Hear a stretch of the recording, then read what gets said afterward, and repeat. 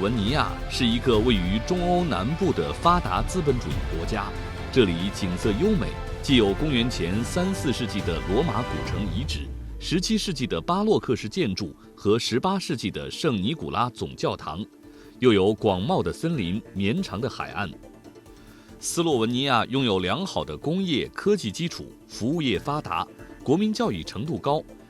自1992年中斯建交以来，两国关系发展顺利。进入新世纪后，“一带一路”倡议和16+1合作更是为两国关系添上了一抹亮丽的色彩。本期节目，我们将走进斯洛文尼亚，共同探秘这块欧洲大陆上的绿宝石。听斯洛文尼亚驻华大使普瑞泽讲述两国间的新合作与新发展。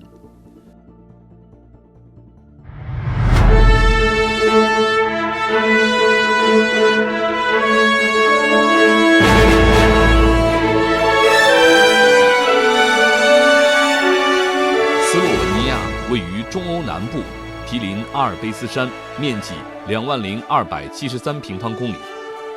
斯洛文尼亚境内森林、海滨、湖泊、高山、溶洞，各种地形兼备，自然景色非常迷人。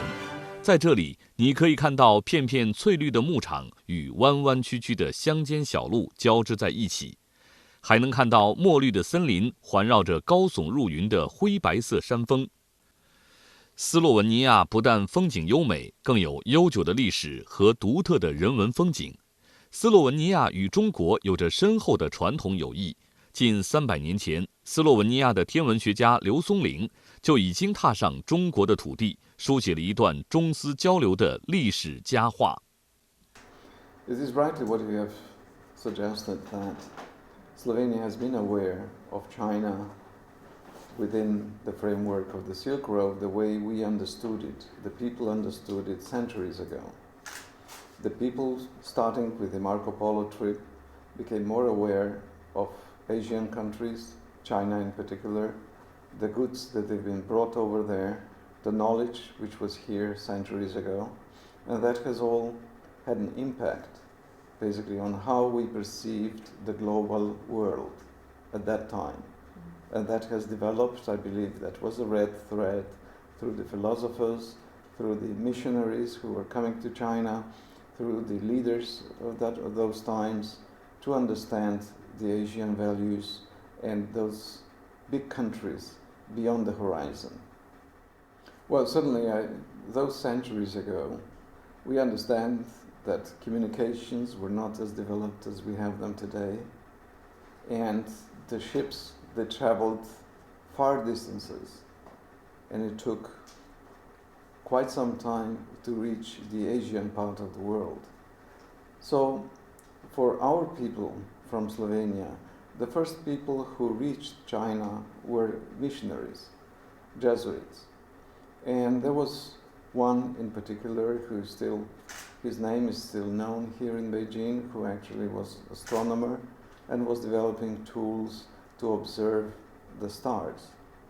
And later on, as Slovenia, centuries ago, was a part of the Habsburg Empire, so many Slovenians were in the public services of the Habsburg Empire at that time.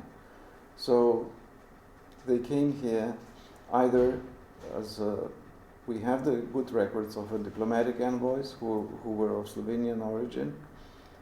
We have the seafarers, captains and sailors who came here, and those people who came back, they were writing in our language, in Slovenian language, about the China of that time, about the Asian countries, that world, which I believe for our today's knowledge and this immediate connectivity around the globe, I believe it did leave a lasting impact. Within this Silk Road, I would mention at the outset the brand name, which is the Silk Road. And the word means that's the road on which the silk comes to its destination.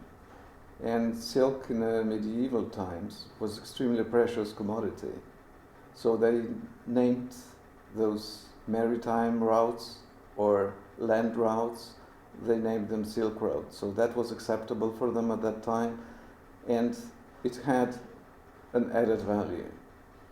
So the trade which was at that time went through primarily, like the home city of the Marco Polo was Venice. Venice is an immediate neighborhood of Slovenia, so culturally we are very much linked. So many of those goods which were transported from the overseas lands to Venice eventually reached also Slovenia in a very short time. So the trade was not only silk, but also fur, it was also precious stones, and then later on from other Asian countries, spices. But as we know today, for instance, many people would say that pasta, spaghetti, have its own Asian origin in the Chinese noodles here. So we believe that even at those times it had a large impact. And if I may add, today we also know that the paper, the origin of paper, is of Asian origin. So in the Middle Ages it was transported over there to Europe, and the people started to learn how to make their own paper, because before they were writing on the parchments. Second, an important, I would say nowadays, commodity was a gunpowder, which has been used here in China many, many centuries before it has been used on the European grounds, and firecrackers. So this all, I believe, have Asian origin. 斯洛文尼亚的历史可追溯到公元前5世纪，在青铜器时代早期，伊利里亚人就已经开始在这里居住。而后朝代更迭，这块土地曾被神圣罗马帝国统治将近1000年。1991年，南斯拉夫联邦崩溃后，斯洛文尼亚成为主权独立的国家。目前，斯洛文尼亚已经加入欧盟和北约，属于发达国家行列，与中国的友情也日久弥新。如今，斯洛文尼亚与中国正在传统友谊的基础上不断深化互利务实合作，特别是近3年来，在16+1合作框架下，两国间各领域合作迸发出勃勃生机。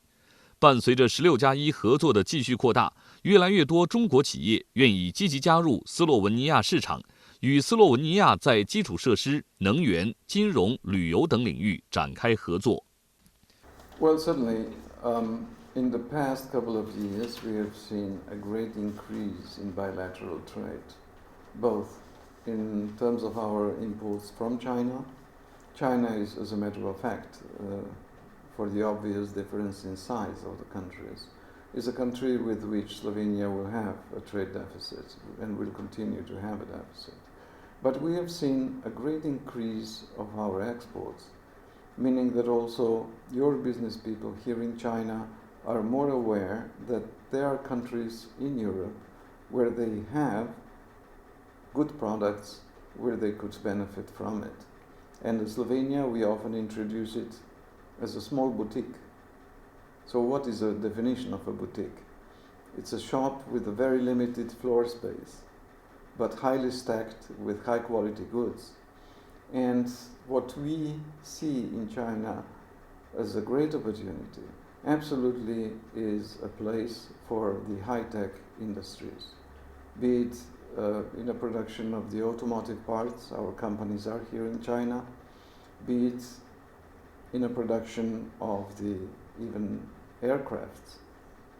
Secondly, there are certain products in Slovenia with which we want to promote the knowledge of our engineers and the skilled operators back home, and we are working along those lines. So it is not only, it's wonderful that we have found a good market for Slovenian wine, for Slovenian milk and dairy products, but we want to reach higher.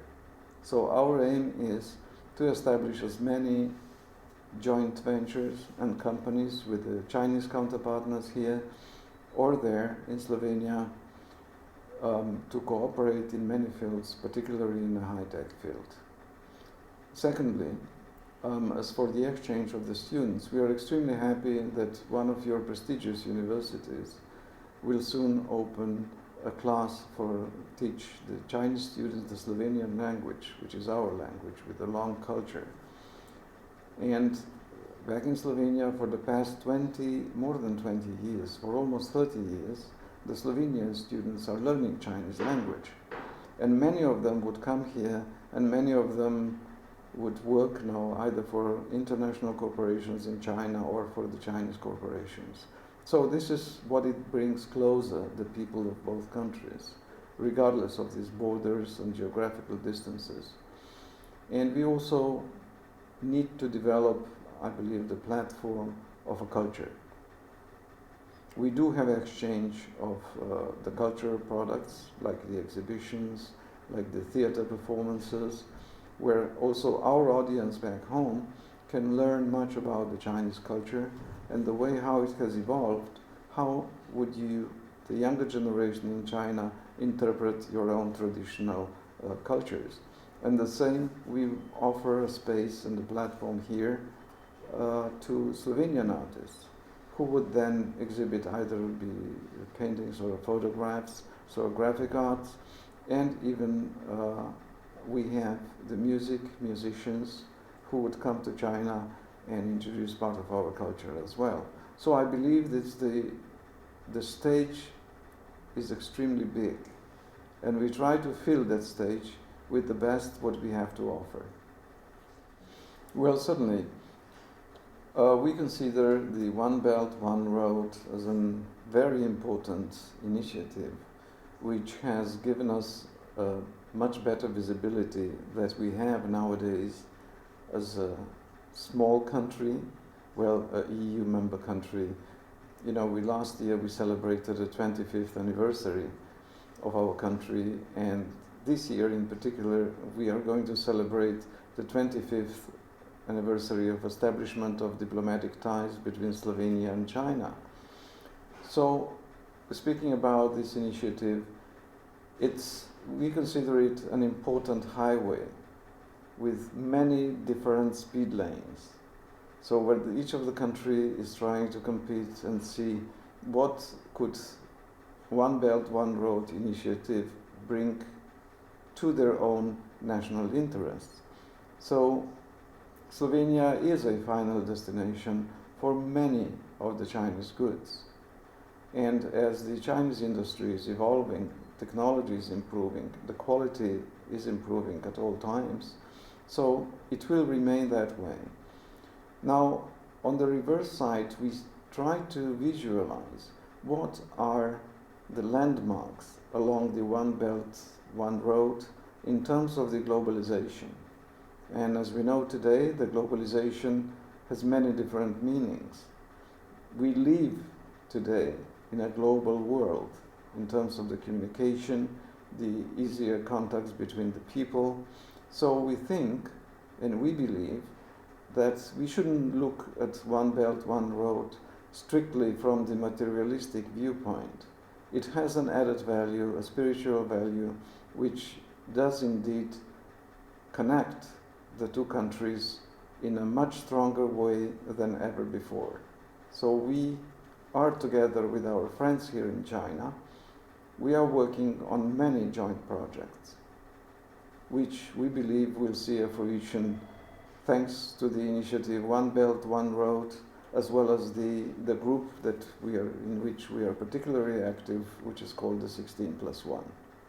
一带一路战略构想是促进区域性合作的有效举措，它不仅能进一步提升中东欧国家与中国的合作水平，也将为中欧关系带来重大发展机遇。普瑞泽大使说，希望能通过一带一路倡议，让更多中国人来参观斯洛文尼亚，感受斯洛文尼亚人的生活方式，了解斯洛文尼亚青年一代的思维方式，同时也从中国游客身上更多了解中国。大使表示，一带一路倡议的一大意义就是帮助一带一路沿线国家发展，帮助生活在不同国家的人们彼此之间能有更好的了解，去理解、尊重、分享别人的价值观。Well, of course, as I have said earlier, we shouldn't observe one belt, one road strictly for the materialistic purposes, in a sense of the exchange of goods, the infrastructure projects. We should look at the wider scope of that.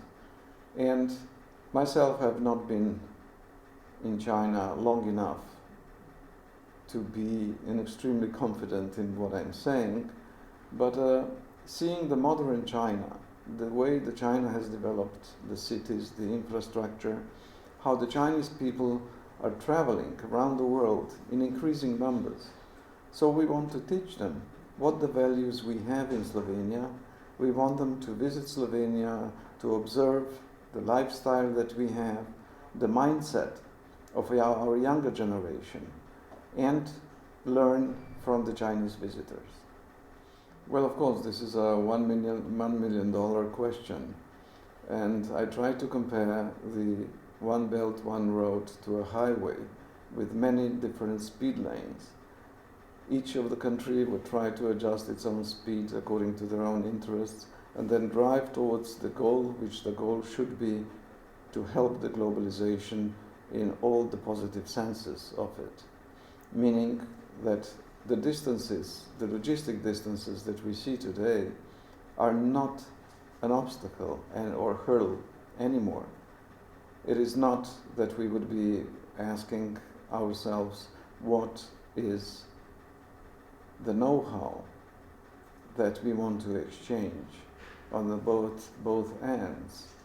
But we have come to a conclusion. This global world asks us, now what?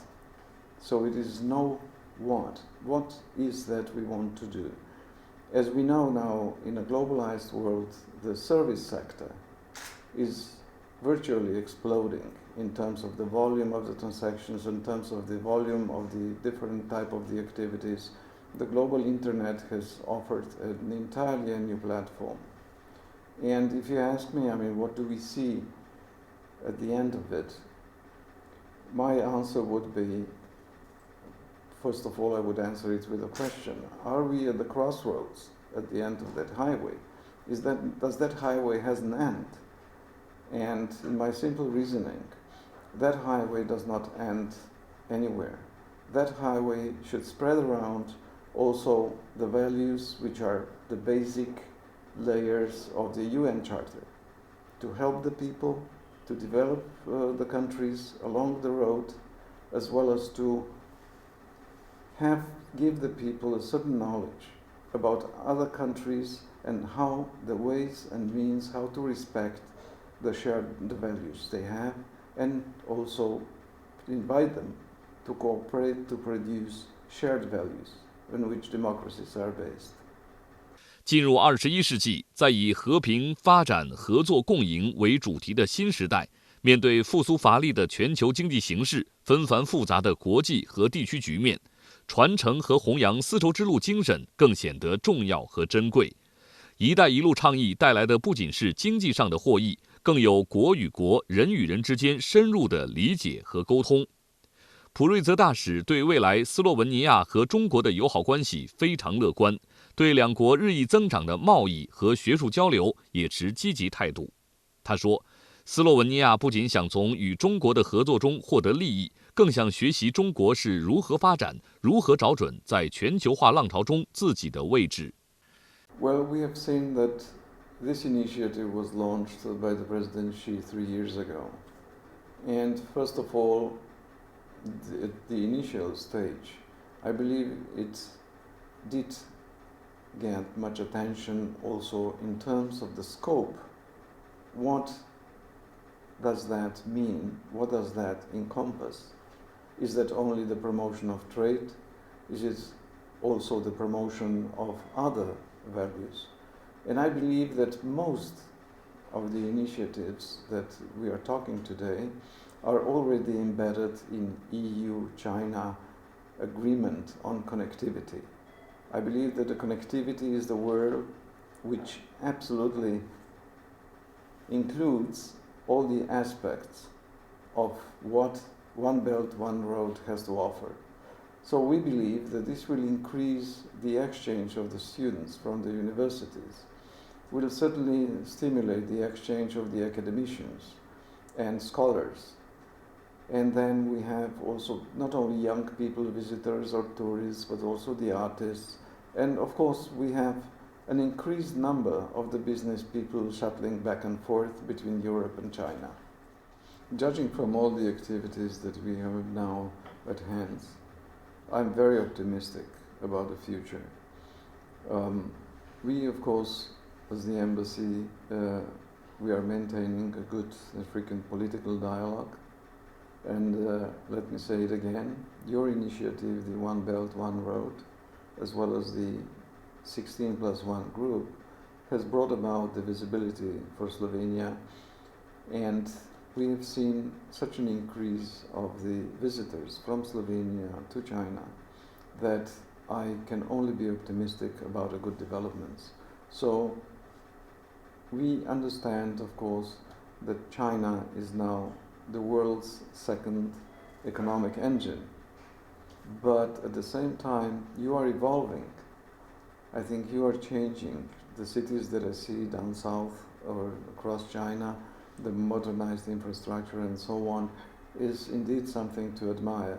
So it is not only that we would want to take the advantage of the progress that you are making here, we also want to understand how China is evolving.